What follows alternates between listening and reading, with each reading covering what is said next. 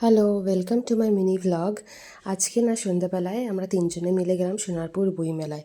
অনেক দেরি হয়ে গেল এবার যেতে। প্রত্যেক বছরই যদিও এটা অ্যাটেন্ড করি, দেরি হয়ে যাওয়ার কারণ একটাই, কেননা আপনারা জানেন নিশ্চয়ই আদি প্রচণ্ড ভুগেছে 2 সপ্তাহ ধরে, খুব শরীর খারাপ ছিল।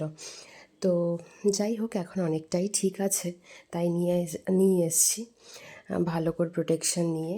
এবার মেলায় ঢুকতেই চারিধারে আর কি, দুধারে আর কি লাইন দিয়ে সব জিনিসপত্রের দোকান বসেছে। এখানে একটা স্টলে একটা বাদ্যযন্ত্রের মতন তৈরি করেছে, ভীষণ ইনোভেটিভ।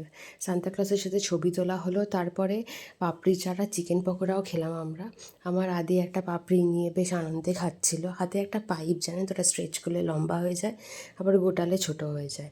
যাই হোক, একটু ভালোই আনন্দ মজা করে আমরা আবার বাড়ির দিকে রওনা হলাম।